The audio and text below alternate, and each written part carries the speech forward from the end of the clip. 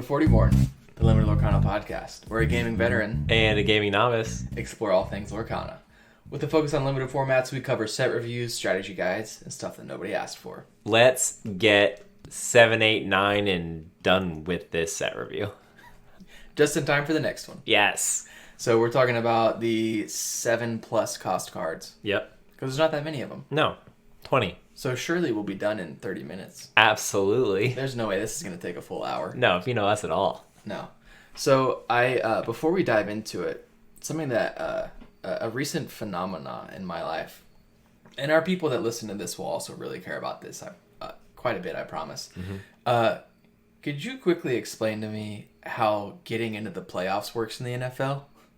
How do you get into the playoffs? That's what you're wondering. Because I've been watching this season because as our listeners know. Yep. I'm in a fantasy football league for the first time. Uh-huh. And I don't care who wins. Right. I'm cheering for the Falcons, and then I'm cheering for whoever my players are. Yes. But I don't understand how teams get into... Because, in college football, if you lose 2 games, there's a 0% chance that you're getting out. into the top 4. Mm-hmm. Unless you're Alabama, and then miracles happen. Yeah.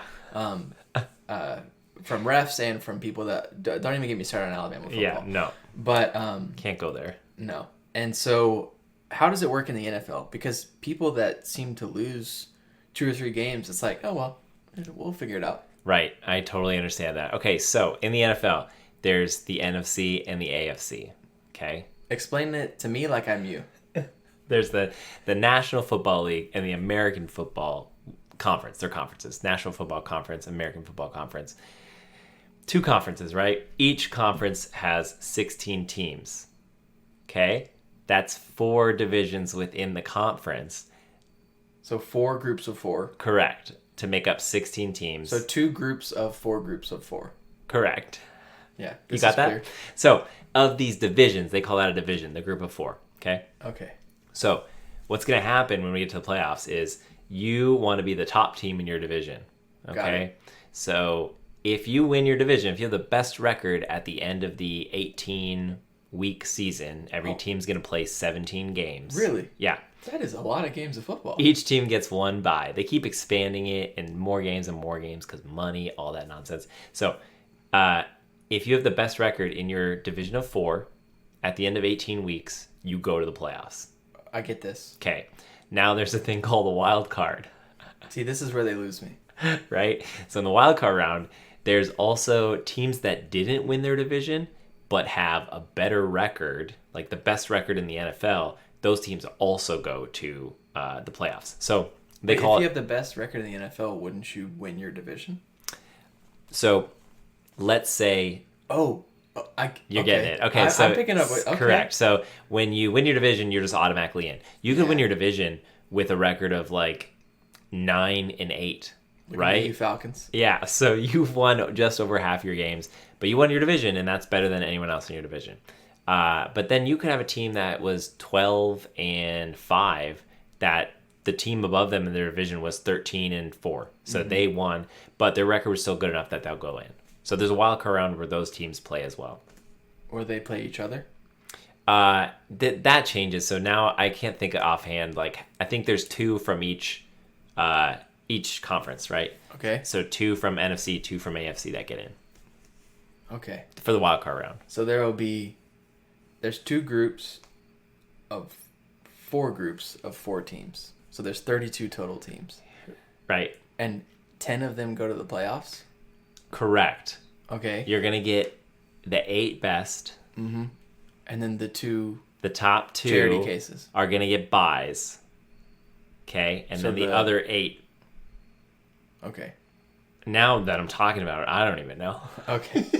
Well, I'll just say this. That's a decent rundown. Yeah. For people that say that Lorcana is for nerds, I mean... Sports, y'all are dorks. The amount of I was watching the Braves lose. Yeah. And I'm the amount of this is like an AP stats class.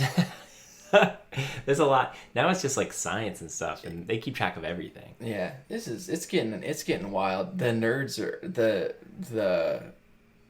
the jocks are nerdier than the nerds now. Yeah. I mean, sure. The amount of statistical analysis that goes into a left-handed pitcher throwing a slider is ridiculous. Yeah, you have to think about everything. Everybody's a nerd, though, really. Yeah. Just about something. Some people are nerds about hot dogs.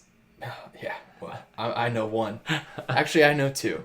So, well, I guess we should talk about what they want to hear about. Lorcana. Well, yeah, they wanted. This is, we're talking about drafting. Yeah.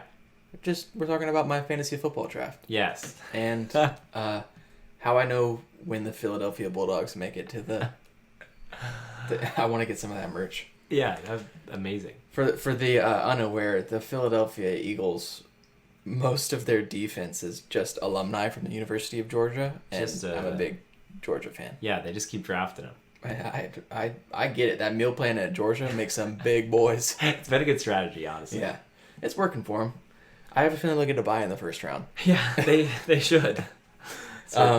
All right, well, you want to talk about some 7, 8, and 9 cost cards? Let's do it. So once again, just as a reminder for people, when you're building a deck, 7, 8, and 9s, they're often really exciting and they look really cool, but you need to be careful putting them into your deck, especially if they're uninkable. Mm-hmm. If they're uninkable and you draw them even on turn 4 or 5, that means you just have a dead card sitting in your hand until you have enough ink to play it. Just staring at it. The good news, though, probably really cool art to stare at. Yeah. You're going to be looking at cool art while you lose. So if that appeals to you, draft some of these 8 cost uninkable cards. Yeah, yes. Not saying that they're all not worth it, but we'll see. Mm-hmm. Even the ones that are inkable, you have to ask yourself, am I going to get to 7 ink? Yeah. Does this deck want to get to 7 ink? Mm-hmm. So these are kind of hard to come by. Most of them are at least rare.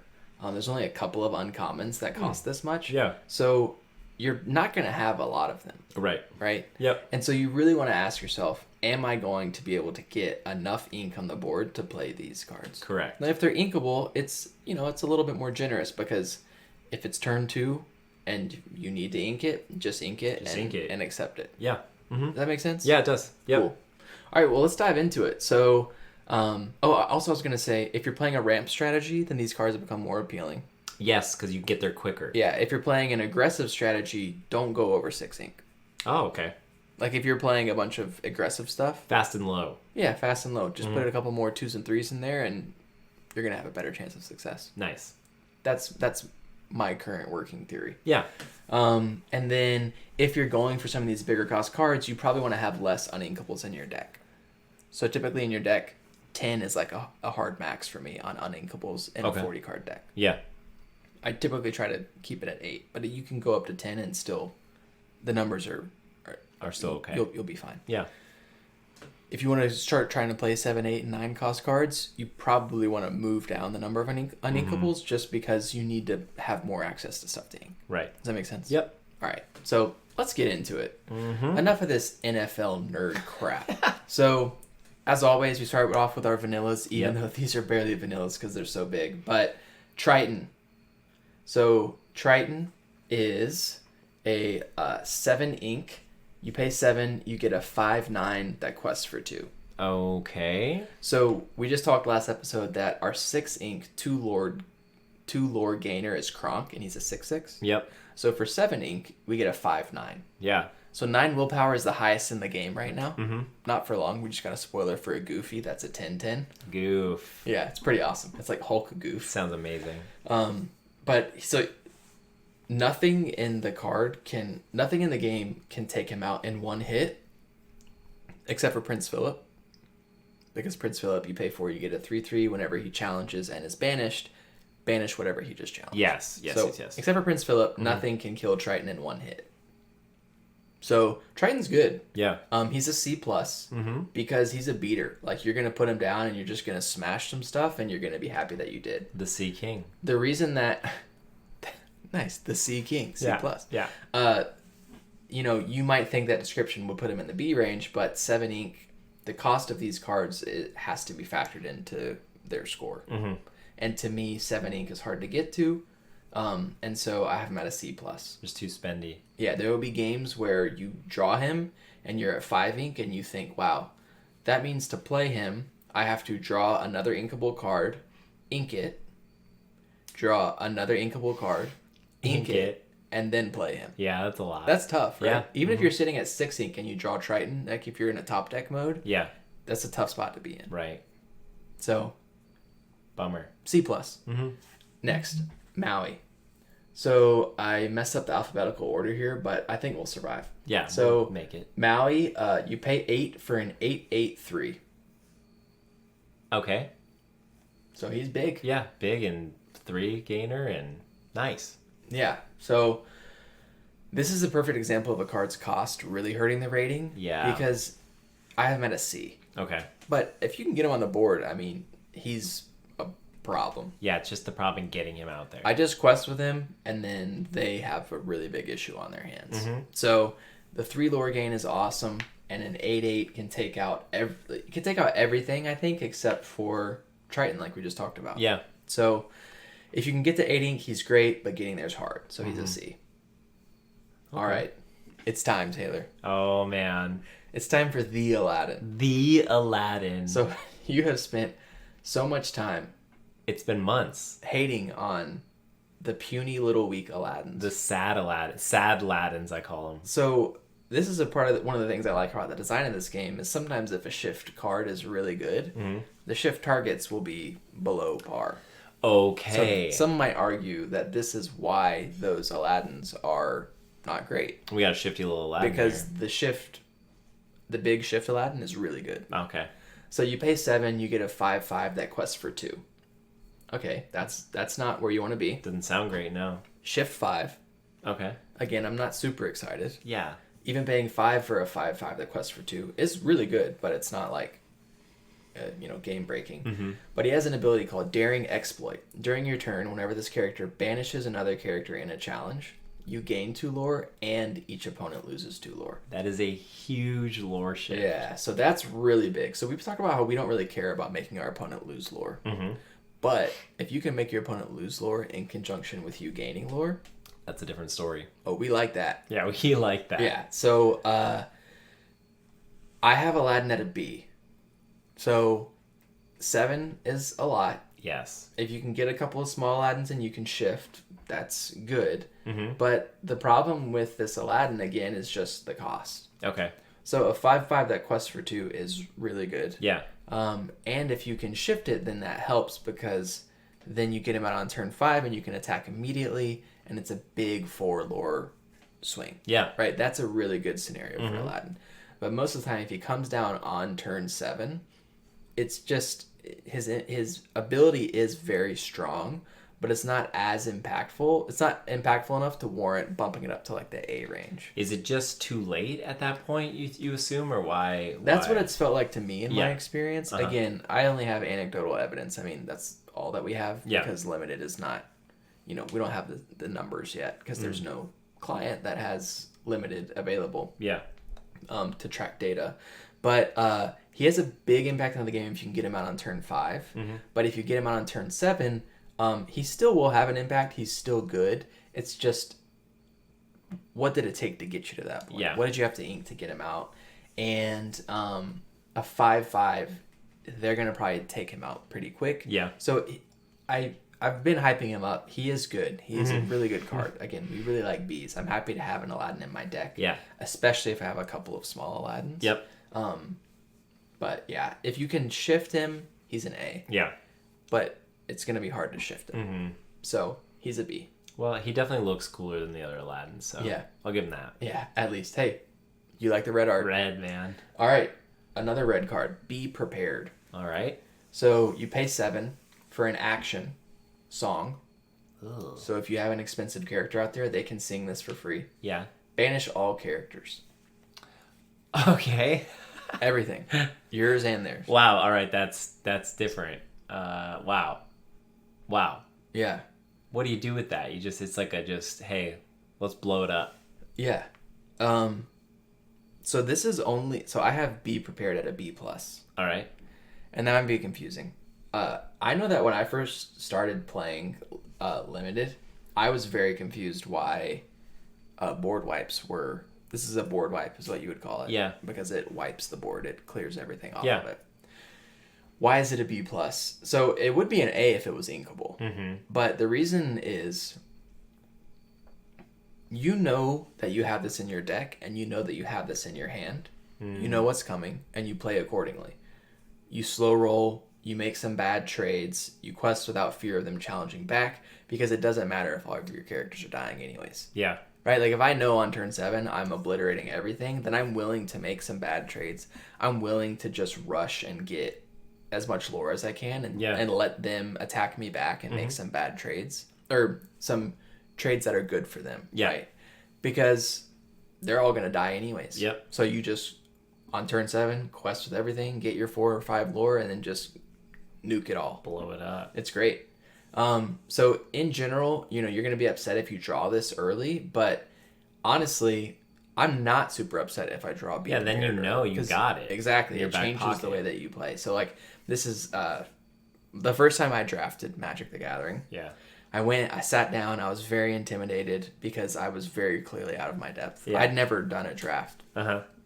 I watched like a YouTube video about what it meant. I was just like, I just wanted to play. Yeah. Because I was home for the summer. I had played some standard, and I was like, I don't know. It was Thursday night or whatever, and I wanted to go play, and this was the only option. Mm-hmm. So I sit down, and we're drafting the Theros block. Theros was like their Greek mythology based block. They used to do sets that were like, they would release a big set and then smaller like micro sets throughout the year that fit into that same theme. Mm-hmm. So it was like Greek mythology. Okay. So it was pretty cool. Yeah. But the first draft, I was very clearly drafting white cards because I was just, that's where I was. And it was like pack 2 or pack 3. And a card came by called Fate of Retribution, which is like this. It's like, I don't remember how much it costs, but it just is like destroy everything. Uh-huh. But I was playing a super aggressive version of a white deck, and I was like, why would I want that? So I passed it. Well, first of all, it was it wasn't a cheap card at the time. And afterwards, the guy that was sitting next to me, and he said, were you drafting white? And I was like, yeah. And he goes, why the heck did you pass me this card? Yeah. And I was like, well, I don't really know what I'm doing. That's why. And then that guy ended up sort of like taking me under his wing and teaching me how to draft. Yeah. And actually eventually got me into Dungeons and Dragons. Yeah. So that guy's name is Kyle. Oh my gosh. Yeah. So a board wipe like this, so me funny. not understanding why they were good, is what got me, I guess, sort of to where I am now, like really liking limited and stuff. Yeah, that's wild. So I say that to say board wipes are good, and also you never know who you're impacting. You know? Mm-hmm. If you're sitting at a table to draft and you're playing and somebody next to you does something dumb, that's okay. Yeah. Be nice to people. Ask them and help them. Talk to them. Don't rip them apart. Yeah, absolutely. Yeah, I love that. Yeah. I also love the idea of this card. Yeah. Yeah. I can see the more appeal. of this. Yeah, it's great. All right, up next, Captain Hook. Mm-hmm. So we see an uninkable 7 cost. It better be good. Yeah. You pay 7, you get a 5/5 that quests for 2. He has Rush. Okay. 5/5/2 with Rush. Okay. Mm-hmm. He has an ability called You Coward. While this character is exerted, opposing characters with evasive gain Reckless. Oh. Does that make sense? So they have to challenge. If he's tapped, their Reckless characters have to attack They're... into your stuff. They have to challenge. Yes. Okay. So if they have any evasive characters, they have to challenge your stuff with them. Yeah. So that helps just weaken their evasive characters. It's a way to take out evasive characters. Okay. So Rush is always good. Chulor is always good. 5/5 is always good. Mm-hmm. Forcing your opponent's evasive creatures to challenge into your characters is good. Okay. I think that he is playable, but the uninkable absolutely nukes the score on this card. Mm-hmm. So I have him at a C+ because I think everything else is that good. Yeah. I would still play Captain Hook in most decks. Yeah. But imagine drawing him on like turn 2. I can't imagine drawing him because there's a lot of things that factor into this, and my mind can't wrap around how to make him useful. Like, there's too much text on that. I'm like, that's a lot. If this, that, then no. Just don't pay attention to his ability. Yeah. Do 5/5/2 Rush. That'll make sense. That's good. Okay. You don't have to understand the ability because your opponent's gonna slap their forehead and be like, well, now my Tinkerbell's gonna die because I've just been questing and gaining 2 lore. And now I have to attack your stuff with my evasive characters. Right. So I just gotta hope they do the right thing. No, follow the rules. It's literally the rules. Yeah. Oh, you mean like you're gonna forget how it works? I'm not gonna understand him, so hopefully they do. Yeah, hopefully they do. I'd rather just wipe the board. Yeah, just be prepared. Just play him, tap him to play. Be prepared. Yeah. You can't do that even though he has Rush. I'm sorry. All right. Up next, Chief Tui. Okay, this has got to be Lilo and Stitch? Moana. Moana. That was my second guess. So Chief Tui, you pay 7 for a 3/6 that quests for 3. All right. Okay, we like 3 questers. 3 seems so low for his thing. Yeah, he has support. Oh. Yeah. Okay. So I really like support. I really like 3 lore gainers. Mm-hmm. I really like Chief Tui. So he's a B-. Okay. Because you want to quest with him because you're going to gain 3 lore. Mm-hmm. He has 6 willpower, so it's going to be hard for them to take out. Yep. And when you quest with him, you give another thing plus 3. Okay. So you can turn an owl into a 5/2. That's nice. We like that. Yeah, we do. I'm going to quit saying that. All right. Dr. Facilier. All right. You pay 7 for a 4/5 that quests for 3. Mm-hmm. 3 quester. Yeah. Nice. Shift 5. And he has an ability called Into the Shadows. Whenever one of your other characters is banished in a challenge, you may return that card to your hand. That's lovely. Yeah. So you like Dr. Facilier. Yeah, I like Dr. Facilier enough to not quest with him. Yeah, because you want the opportunity to get that banished character back every time.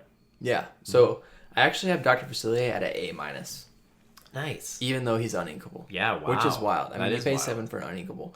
But he basically turns every one of your characters into a marshmallow. Yeah, Right? yeah. Because you can just throw them into their characters That's and then really just keep nice. coming back to your hand. Yeah. I mean, he is infinite card draw, Uh-huh. effectively. Right. So, A-. Nice. I don't quest with him unless their board is empty, Mhm. right? Because it's like, if they can even do damage to Dr. Facilier, I don't want them to do that. Not taking the risk. Because I'd just rather leave him out there and keep getting my cards back to my hand. Yeah. Mm-hmm. A-. Nice. Elsa, Spirit of Winter. Okay. You pay 8 for a 4/6/3. All right. Uninkable. It's a problem. She has Shift 6. Oh. Okay, so you might be able to get her out. Unfortunately, the other Elsas are not very good. Real bad. Yeah. Well, one of them's fine, but the others, yeah. So Real fine. Shift 6. And then she has an ability called Deep Freeze. When you play this character, exert up to 2 chosen characters. They cannot ready at the start of their next turn. Oh, right. Okay, I get it. I'm here. Yeah. So you exert them, and they can't ready them. Yeah. So for one turn, Can't use them. you exert them and they don't unexert, so they can't do anything the next turn. So Yep. they're vulnerable for like 2 turns in a row. Yep. Does that make sense? Uh-huh. So her ability is really good. Yeah. It slows them down and it makes their characters vulnerable. Like Yeah.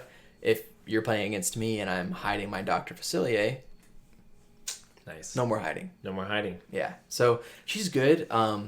The uninkable, if she was inkable, she'd be an A+. Like she would be top 5 cards Yeah. in the set for me. Yeah. But the fact that she's uninkable makes her a B, just a flat B. Mm-hmm. Because like I'm probably not gonna put her in a deck unless I can get to 8 ink easily. Yeah. And that's kind of hard to make happen. Yeah. So B. Yep. All right. Gantu. Gantu. Oh man. Shark. Gantu is the Man. worst legendary in the game. Oh no. So- You pay 8. What movie is Gantu from? Yeah. Lilo and Stitch, obviously. You're right. Wait, how did you know that? You told me. Oh, okay. Nice. I was just making sure that the word Lilo wasn't on the card somewhere. No. So you pay 8 for a 6/6 that quests for 2. Mm-hmm. He has an ability called Under Arrest. Characters with cost 2 or less cannot challenge your characters. Okay. All right. Yeah. Who cares about that Yeah, ability? that's not cool.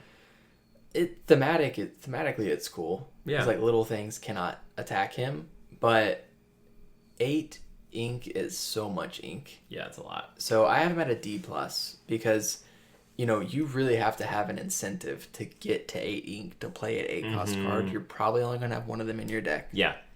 And if it's gone to, It's a bummer. that's a bad place to be. Yeah. So if we're drafting and somebody gives, like, I get a gone to, I'm like, I'm probably not going to play it. Yeah. So D+. Bummer. Yeah. If you can get him down, cool. But outside of a ramp deck, good luck. And Yeah. even in there, yeah, still good luck. Right. All right, another genie. Genie. You pay 8 for a 3/5/3. We like things that quest for 3. We do. Shift 6. Evasive. Oh. Mm-hmm. And an then ability? He has an ability. It's okay ability. No. Phenomenal cosmic power. Whenever this character quests, you may play an action with cost 5 or less for free. All right, they really oversold that with the title. Phenomenal cosmic power? Have you seen this movie? Yeah. Okay, I was just testing you because It's you said that Aladdin. you. Well, I know, just keeping you honest. So he's an uninkable 8 cost. I know that y'all are tired of hearing it, but I'm not tired of saying it. I don't like it. He's a C. Yeah. If he was inkable, A. As is, C. Yeah. Evasive is really good. You know, if you can play him, he's great. And if you can play an action off of him for free, that's also great. Mm-hmm. But that ability doesn't really matter because we've said, there's not that many great actions. Yeah. But I mean, obviously, I don't have to say, if you can play Genie and then play Dragonfire off of him for free, that's going to be a good turn. Right. But you would just do it the next turn anyway. So yeah. I have Genie at a C. Okay. All right. Hades, King of Olympus. Great card. Yeah. Super not cool even art. red, not even steel. He's yellow. Mm-hmm. You pay 8. You get a 6/7/1. Right row. Yeah, it's bad. He has shift 6. Okay. And then he has an ability called Sinister Plot. This character gets +1 lore for each other villain character that you have in play. Are there a lot of villains? There are a few villains. Okay. There's 9 common and uncommon villains in this set. So you might be able to quest for 3 lore with him. Maybe. Now let's just say that this ability didn't exist and he's an 8 uninkable for a 6/7/3. I still don't think it's good enough to include in your deck because it's an 8 ink. Yeah. An 8 cost uninkable. Like he's like a dead card until you hit 8 ink. AKA until you lose the game. Yeah. Yeah, that's a real bummer because Hades is super cool. This is, I think, a sleeper. He's 85 cents.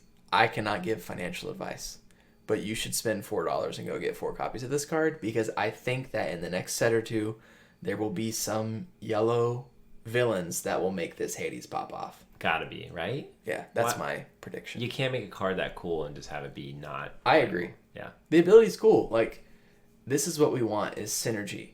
Make me care about villains and princesses and Floodborn. Make me care about those things, but don't make me pay 8 ink for it. Yeah, we don't want that. Yeah. All right. Hades round 2. Let's go. This one. This is a spicy meatball Hades. Oh. So Hades Infernal Schemer. You pay 7 for a 3/6 that quests for 2. Okay. The ability is there a downside to this? I think not. When you play this character, you may put chosen opposing character into their player's inkwell face down. I love that. Yeah. I mean, he's so good. He is an uninkable 7-drop that I still think is an A-. Yeah. Now they do get an extra ink from it. But that doesn't matter. Oh. So this is Let It Go on a stick, and it's a big stick.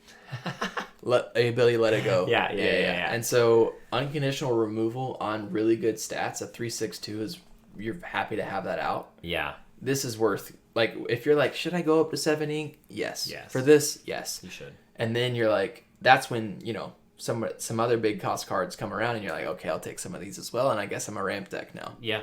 So nice. He's like, if I see him pack one, pick one, I am trying to force some ramp into my deck. Yeah. Yep.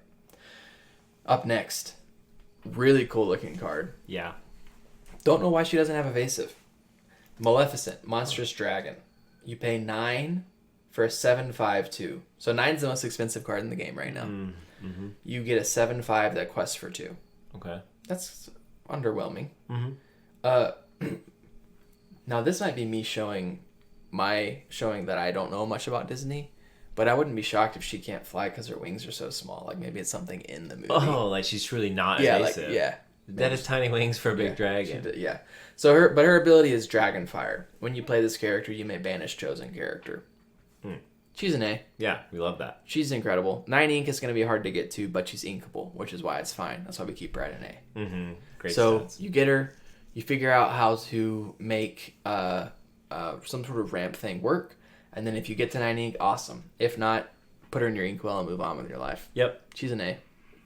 Yes. All right. Mickey Mouse, Brave Little Tailor. You pay 8 and you get a 5/5/4.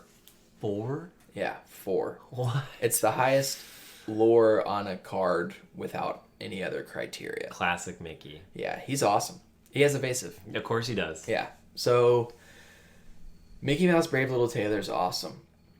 It's the highest stats on an evasive card in the game, and he's the only card in the game that can quest for 4 lore. And when he hits the board, your opponent is like has a very clear clock. 5. I mean, in a vacuum, 5 turns and he wins you the game. Yeah. But he costs 8, and it's hard to get to 8 ink, so I actually have him at a B-. Wow, that seems low. Yeah, I would rather have a Pongo in my deck than this guy. Wow. Because of 8 ink, you know, Yeah, like that's a lot of ink. he's a late game threat. Now, if you're stuck at, 13, 14, 15 lore, like if you've gotten up to a good number of lore and he comes down, then you put your opponent on a 2-turn clock. Yeah. But I just think, again, I think the cost really, really hurts Mickey because when you play these 7, 8, and 9 cost cards, you want them to impact the board immediately. Oh, I see what you're saying. Or draw you cards. Yeah. He gains you lore, which is great. That's how you win the game. Mm-hmm. So I could see maybe a B, but I have him at a B-. Yeah. Almost out of principle. You want that direct impact. Yeah. Okay. Mickey Mouse, Artful Rogue. You pay 7 for a 6/5/2. He has Shift 5 and an ability called Misdirection. Whenever you play an action, chosen opposing character cannot quest during their next turn. You hate this card, don't you? Yeah, I don't really like it because I'm not playing many actions, and the stats aren't that great, and the shift's not that great. And it's uninkable. That's the biggest thing. Bad, So bad, Mickey bad. Mouse Artful Rogue is a D+. Yeah. If you shift him on turn 5, his stats are slightly above rate, but it's still in a useless ability. So I would Avoid him. I wouldn't even shift him if I could. No, bye, Mickey. All right, Scar. You pay 8 and you get a 6/6/1. He has Shift 6 and he has an ability called Rousing Speech. When you play this character, ready your characters with cost 3 or less. They cannot quest for the rest of this turn. So that's kind of a lot of text. Yeah, say it again, but so they get it. Yeah. So when you play this, when he hits the board, you can untap everything on your board that costs 3 or less. So you can quest with everything, play him, and he untaps your stuff, and then they can challenge stuff in the same turn. Oh, okay. So he sort of like inspires Yeah. your cheap stuff to go fight. Yep. It's thematic. Mm-hmm. But he's an uninkable 8 cost. He's a D+. Yeah. He can only quest for 1 by himself. His ability is interesting and it's useful. Like, it is a cool ability and it will be relevant, but I just don't think it's good enough to justify an 8 The uninkable. cost and the, yeah. Yeah. Okay. All right. In the same universe, Simba, Return King. Lion King. It's from Lion King. Yeah, we know this movie. Uh-huh. So you pay 7 and you get a 4/6/2. He has Challenger 4, so when he challenges, he gets +4 strength. Mm-hmm. And he has Pounce. It's an ability called Pounce. During your turn, this character gains evasive. Oh. So the same thing as the This one seems nice. yeah, this is the same ability as Robin Hood. Yeah. So on your turn, he has evasive. Mm-hmm. So he can fight evasive creatures. Yep. So Simba's cool. He's good. Yeah. I've met a B-.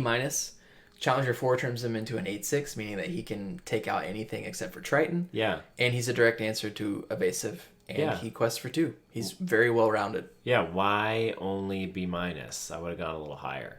Just because he costs 7 and he doesn't do anything when he hits the board. Okay. He doesn't draw you cards. He doesn't banish anything. All right. It's still good. I mean, the numbers, the gradings on all of these cards are lower because of the cost. Yeah. So, sorry, Simba. I didn't design the game. All right, now here's an expensive card that we like. Stitch. Now, what movie do you think this is from? Lilo, Lilo and having a hard time. Yeah. So, I'll let you think about it. But Okay. you pay 7 and you get a 4/8/2. 8's a lot. Yeah. It's a lot of willpower. Yeah. But he has an ability called Ohana. When you play this character, if you have 2 or more other characters in play, you may draw 2 cards. All right. So you're probably going to be drawing 2 cards. That's a lot of cards. Yeah. So let's say you don't draw cards. A 4/8 that quests for 2 is not horrendous. Mm-hmm. He's inkable. But it's not that hard to have 2 characters on the board. At that point in the game, especially. Yeah, so he draws 2. He has good stats. Stitch is awesome. He's an A-. Looks cool too. Yeah. So that's why I have him in the A range. Great card. All right, up next, Tamatoa. Tamatoa looks sweet. Yeah, he's cool. You remember the little Tamatoa? Yeah. He has grown up. Uh-huh. You pay 8 for a 5/8/1.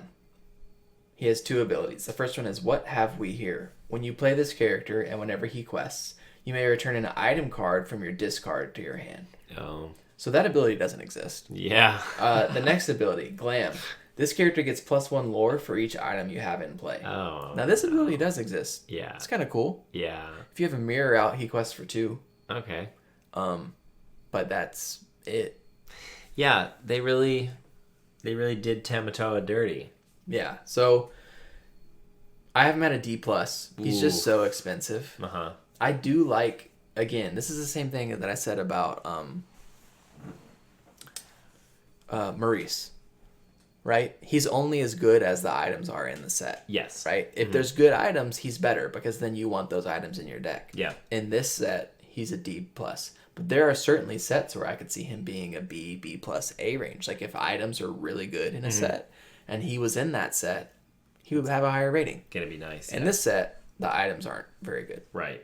So, or there aren't very many good items, I should say. In this, yeah. So maybe your time's coming, Tamatoa. Well, not really, because typically when you draft a set, you just draft that set. You're right. It's just like I'm opening 4 packs of first chapter and drafting. So or when the Rise of the Floodborn comes out, it'll be like we're gonna draft 2 and 2. Yeah. You know. Yeah. So maybe we'll get some awesome items in Rise of the Floodborn. Maybe. So far, not looking so good. All right, here's our last card in the set review. All right. And we're in there with a good one. Ursula. Power hungry Ursula. Yeah, so you pay 7 for a 2/8/3. 8's a lot. 3's a lot. Yeah. So a 2/8/3 is good. She has an ability called It's Too Easy. When you play this character, each opponent loses 1 lore. You may draw a card for each 1 lore lost this way. Oh. She hits the board. She draws you a card. She quests for 3, and she's hard to kill. This is definitely great, too, if you're playing more than one opponent. Yeah, if you're playing a multiplayer game, like if you're playing like Two-Headed Dragon or whatever. Yeah. Yeah, then she would deal 2 damage, or she would remove 1 lore from both of them, and you would draw 2 cards. Even in one-on-one, she's a B. Yeah. I know she's uninkable, so that's, a little bit tough, but she's awesome because she's going to quest for 3 and she's going to get you a card. Yeah, she's going to be out there. Yep. Nice. All right. We did it. We did it. We reviewed the set. All the cards. Yeah. I don't know. I didn't think we'd get here. Yeah. Look at us. Who'd have thought? Not me. Rise of the Floodborn. We will do a set review. We don't know what it will look like. Yep. We would like to do one, but I don't know if I want it to take up 7 weeks worth of our podcast episodes. Agreed. So we're going to figure that out. I don't really know what we're going to do. Yeah, but we'll do it. We'll do something. We're going to do it. Yeah. We'll actually release 1 episode every day that's 1 minute long, and we'll cover 1 card. Yeah. It still wouldn't be enough. I would love to see us cover a card in 1 minute. I can cover bad cards in a minute. Okay. Sometimes. Yeah. Pack one, pick one? Pack one, pick one. For old time's sake? For old time's sake. You want to go first? Yeah, I'll go first this time. My pack one, pick one, I'll be honest, it's going to be cheesy this go around. I mentioned in the last episode that it was a rough few times. I was gone a few episodes, just had a lot going on in my personal life. But my partner, Julia, has been just an amazing human being, and just coming back home from everything and what's been going on, she's just always been there and understanding and considerate and helpful, and it just means a lot to have those people in your life. So I'm just very thankful that I've had that consistency. So that's just a shout out. She's great. Yeah, she listens to every episode, right? she'll never hear this. And we wouldn't want her to either. No, that's exactly why we're doing it here. But that's it. That's mine for this episode. Tell me about your pack one. Yeah, on just as serious of a note. Yeah. There's a Kickstarter for a new board game. So there is a Kickstarter up. Not a sponsor, but I proud Kickstarter when I'm bored in meetings. My manager won't listen to this either. But there's a Kickstarter up for a game called The Old King's Crown. Yep. That just looks awesome. It does look really cool. Yeah. The art looks like sort of Studio Ghibli-esque, and I love Studio Ghibli. The theme is cool. Like, the king is disappeared, and like different factions are trying to claim the crown. I love it. And then somebody described it as like Magic the Gathering meets Oath, and Oath is a game that I've never played, but I love later games designs. So this sounds right up my alley. The art looks beautiful. Even if I hate the game, I won't mind looking at it. Yeah, it does look nice. I think just some of the dynamics that you like, the gameplay that you described just sounds really interesting. Yeah. And different than a lot of games. Yeah, I like table talk. Like, I like when we're playing games and like there's options for like making deals or like, you know, backstabbing, like the social political stuff that happens in a game is like some of my favorite stuff. For sure. And this game seems to really lean into that. Yeah, it sounds exciting. So I'm pretty stoked. The Old King's Crown, we're releasing this episode, 2 weeks from now? So there will be, I don't know, like 10 days left in the Kickstarter. There should be time. Yeah, well, there should be time. It already backed. I don't care if you backed it or not. There's no kicks. There's no stretch goals either. So do whatever you want. Jake's getting his copy no matter what. Yeah, I'm getting my cut. I mean, by that I mean I paid for this game, so I hope it arrives on time. I got a couple Kickstarters coming in later this year. Arcs, which is a game made by Leader Games, the people that made Oath. Oh, what I was saying earlier. Mm-hmm. A different company than what's making the Old King's Crown. Arcs, I'm pretty excited about, and then. The people that made Mind Management off the page, they did a Kickstarter. Yeah. Harrow County. Yeah. That one's coming. I was hoping it would be here now so we could play it during like spooky season because it Yeah. looks to be pretty creepy. That one sounded really cool. Yeah. Nice. Games. How are you feeling about the Gargoyles live adaptation? I heard that and I honestly feel uncomfortable. Wait, why? I don't know. I just feel like it just sounds like I hope it's good. Now, you said it's going to be like actually scary? I don't know, but the person writing it writes scary movies. Yeah. He was a screenwriter for It. Maybe it's going to be great. I mean, I hope it's not scary, then I won't watch it. You're going to be scared. Well, yeah, that's true. I'm scared pretty easily in television. When is this coming out? Next year? Who knows? A long time from now. Who knows? Yeah. Yeah. My grandkids are going to watch it and love it. All right, well... That's about it for this week. Yeah, that's all we got, but we'll be back. Yeah. We got some bangers in the pipeline. Can I edit that out? Just cut it. And yeah, we're done with this, and I kind of feel a little bit relieved. I mean, I've enjoyed recording these episodes with you. Yeah. But it just feels like we haven't been able to talk about so many things that I want to talk about. Yeah, it's an accomplishment. We got through the set review. We're glad you were along for the journey, and there's exciting things coming. Yeah. Mm-hmm. Exciting for us. Yeah. All right. Later, y'all. Bye.